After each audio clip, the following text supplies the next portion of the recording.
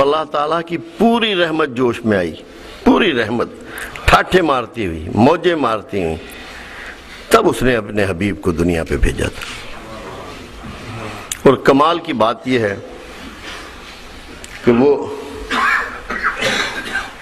پروردگار اپنے بندے سے کہتا ہے بڑے گناہ نہ سہی، چھوٹے تو کرے گا ہی، مگر ایک بڑا گناہ نہ کر بیٹھنا، میری رحمت سے مایوس نہ ہو جانا۔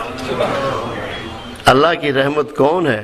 محمد مصطفیٰ صلی اللہ علیہ وسلم، جس نے رسول اللہ سے امید توڑ دی، جو ان سے مایوس ہوا، اسی کا نام ابلیس ہے۔ اور جس نے رسول اللہ سے امیدوں کو باندھ کے رکھا، آپ کے در سے وابستہ رہا، وہی کامیاب و کامران ہے۔ 5 دن پہلے کی بات ہے، کرنل الطاف ہیں کہ وہ آج کل سیکیورٹی چیف ہیں PIA کے، مجھے کہنے لگے عرفان صاحب یہ بات تو بتائیے کہ یہ منہ مبارک جو ہیں یہ کیسے اتنے پھیل گئے، یہ کیسے اتنے بکھر گئے؟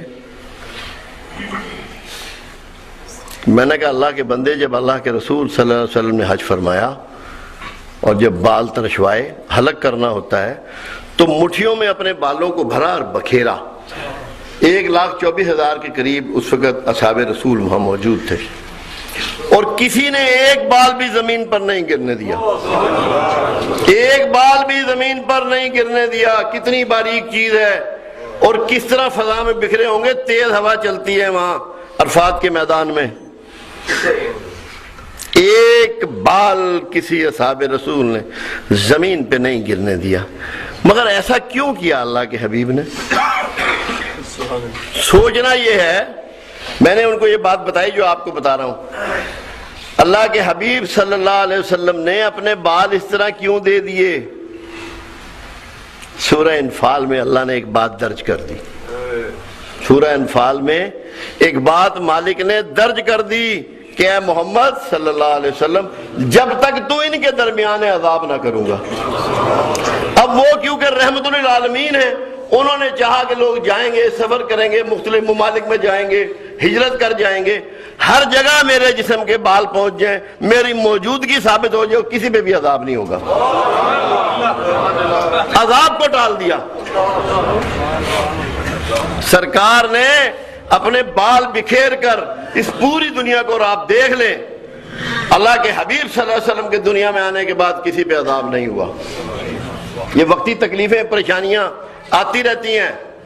عذاب اس کو کہتے ہیں جس کے بعد ریکنسٹرکشن نہیں ہوتی، چیز بحال نہیں ہوتی، فصل پیدا نہیں ہوتی، کھیت ویران ہی رہتے ہیں، چٹیل پہاڑ بن جاتے ہیں، آبادیاں نہیں ہوتی، وہاں پرندے نہیں ہوتے، وہاں پھول نہیں ہوتے، وہاں پتے نہیں ہوتے، وہاں خوشبو نہیں ہوتی۔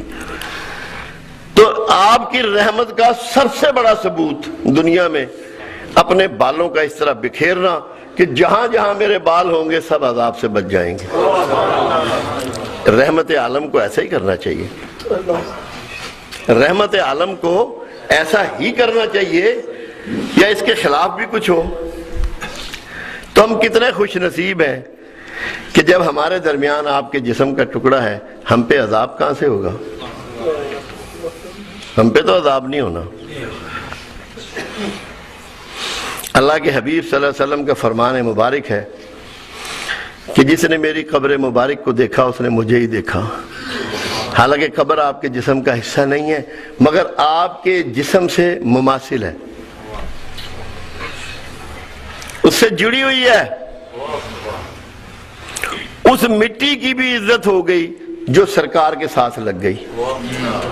تو ہم بھی تو مٹی کے بنے ہوئے ہیں، اگر ہم لگ جائیں گے تو ہماری کتنی عزت ہو جائے گی۔ آئیے مل کر میلاد مصطفیٰ صلی اللہ علیہ وسلم منائیں، اس غور و فکر کے ساتھ کہ آپ کے طریق پر ہم کیسے چل سکتے ہیں۔ طریق میں نے راستہ جس سے طریقت نکلا، طریقت رسول اللہ کا راستہ۔ میں نے ایک دفعہ شریعت اور طریقت کا بہت آسان فرق لوگوں کو سمجھایا۔ شریعت کے مطلب بھی راستہ ہے، مسلک کا مطلب بھی راستہ ہے۔ مجھے وہ بندے کہنے لگے جی کہ شریعت اور طریقت میں کیا فرق ہے؟